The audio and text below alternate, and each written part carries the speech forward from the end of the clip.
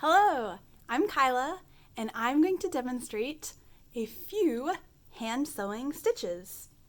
To start, if you're following along and creating a sewing sampler, start with a chunk of fabric and a ruler and a pencil. Here's a technique for using a gridded ruler to draw parallel lines. So you can start by lining the 1-inch line on the ruler with the edge of your fabric and tracing a line. Then line the 1-inch line on the ruler with the line you just drew. Put a pencil next to the edge of the ruler to draw another line. Each line is parallel to the next and 1 inch apart. We'll use these lines as guides for stitching. Next, thread your needle.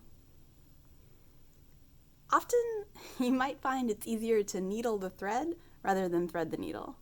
So hold the thread in place and put the eye of the needle over it. For the first stitch, we're going to practice single threaded. So give yourself one tail of thread that's shorter and one tail of thread that's a bit longer. You don't want to make it too long, otherwise it'll tangle. No longer than the length of your arm. The first stitch I'm going to show you is a basting stitch. This is the simplest of all the hand sewing stitches. It is temporary, it can be easily removed. We often use it for temporarily basting up the seam allowance or the hem on a mock-up. And we use it for thread tracing. For instance, if I wanted this line to be visible on this side of the fabric, but I was imagining that this is the right side of the fabric, the side the audience will see, and I don't want to make a mark on it, I could mark it with thread and then take the thread out later. So to do a basting stitch, I recommend leaving the fabric flat on the table, sinking the needle in, and coming out, all in one swoop. Pull it through so that you have around 2 inches of a tail of thread left, and then continue.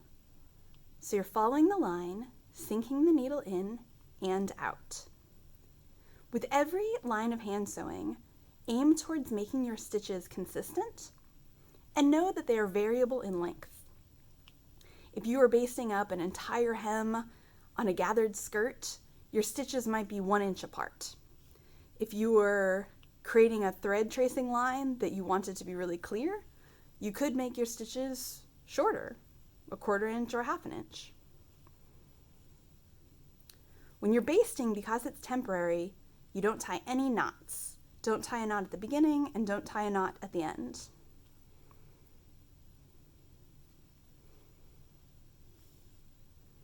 It should look like a dotted line. And when you get to the end, trim your tail. The next stitch I'll show you is a whip stitch. So thread your needle. For this one, we'll do single threaded again. So start with a tail a bit shorter than the end. Now we're going to tie a knot.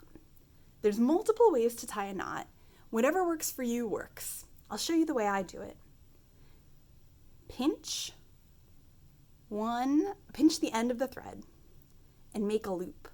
So I'm holding the thread in one hand, my other hand is free.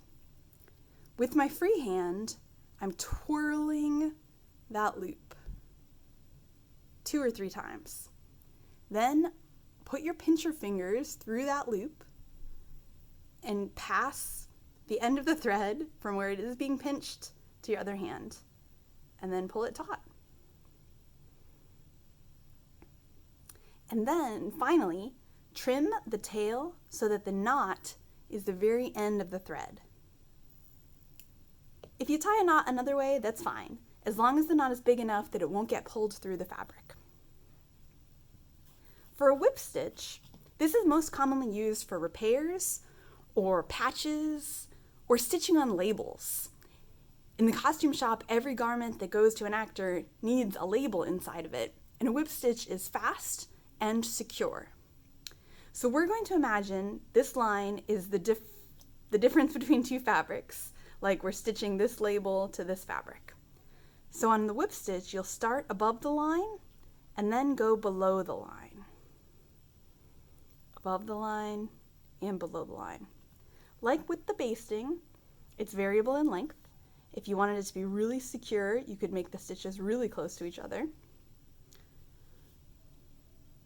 If you get a tangle, don't panic. It happens.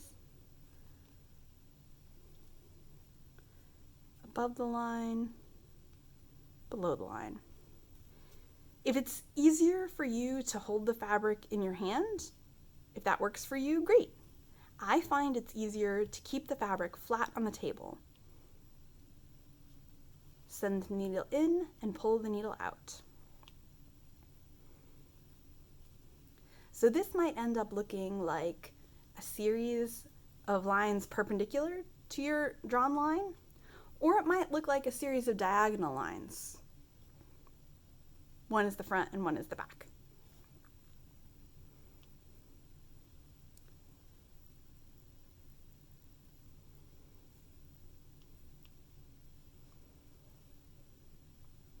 Above the line and below the line.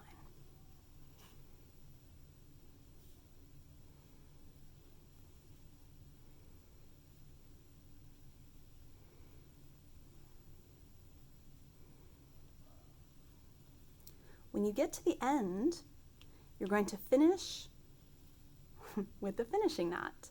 The knot I will show you is known as a French knot or an embroidery knot. If you're embroidering with embroidery floss, this could be a decorative knot. It's great for finishing any permanent line of hand stitching because it's secure. It looks like this.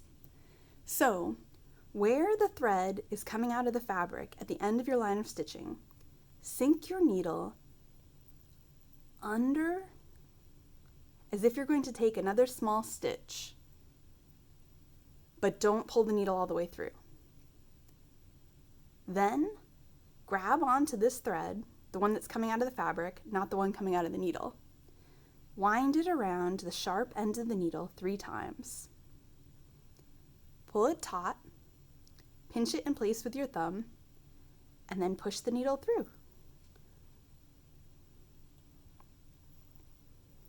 To finish, take another stitch right under it to anchor it in place. If you were to trim the tail right from there, it would be easy to pick the knot out. So with your anchoring stitch underneath it, now trim the tail.